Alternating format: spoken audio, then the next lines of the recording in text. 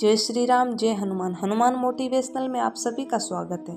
तो आज हम बात करेंगे कि रूठे हुए हनुमान जी को कैसे मनाएं। बहुत सारे भक्तों के मन में ये सवाल है कि हनुमान जी हमसे रूठ गए, हम क्या करें, कितनी बार हनुमान चालीसा का पाठ करें, कितनी बार सुंदरकांड का पाठ करें।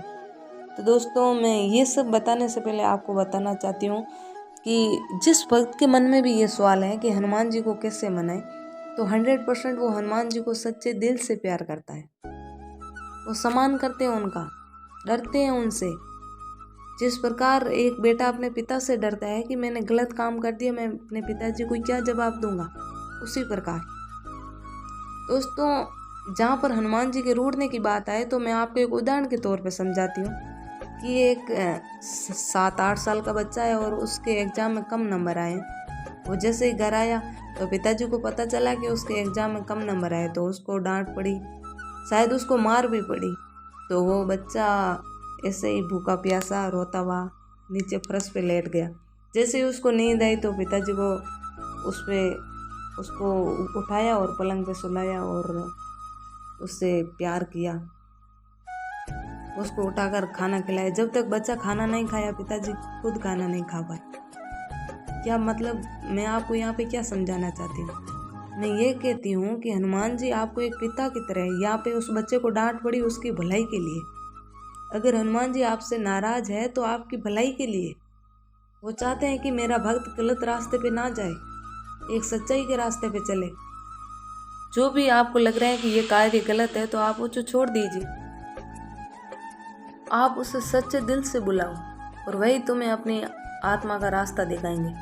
कलयुग के गर्व और अज्ञानता के वर्तमान युग है। हनुमान जी अपने भक्तों की मदद करने के लिए जरूर दौड़े आते।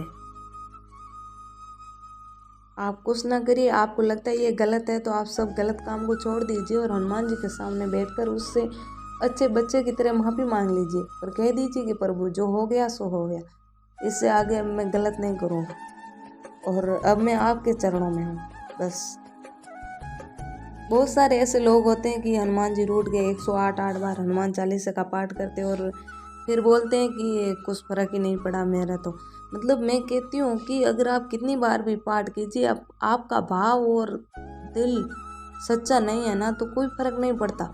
मैं हनुमान चालीसा का विरोध नहीं कर रही हूँ, हनुमान चालीसा में बहुत शक्ति है।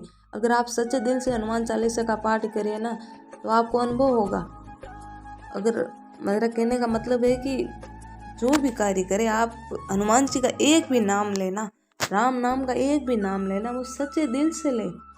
आपको ऐसा लगे कि साथ साथ मेरे सामने कोई बैठा है, मैं उसका स्मरण कर रहा हूँ, मेरा कोई साथ दे रहा है, हर पल मेरे साथ है। मतलब उसी भाव के साथ आप उससे माफी मांगिए।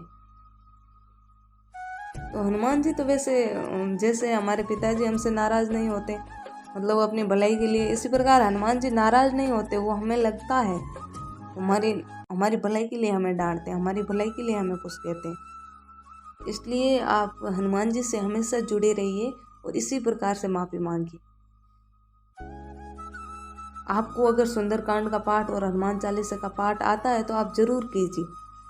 हनुमान चालीसा में बहुत बड़ी शक्ति है, वो अपने आप में सर्वव्यापी है। तो वीडियो पसंद आई तो लाइक व चैनल को सब्सक्राइब जरूर करें। एक बार जय श्री राम, जय हनुमान जरूर बोलें।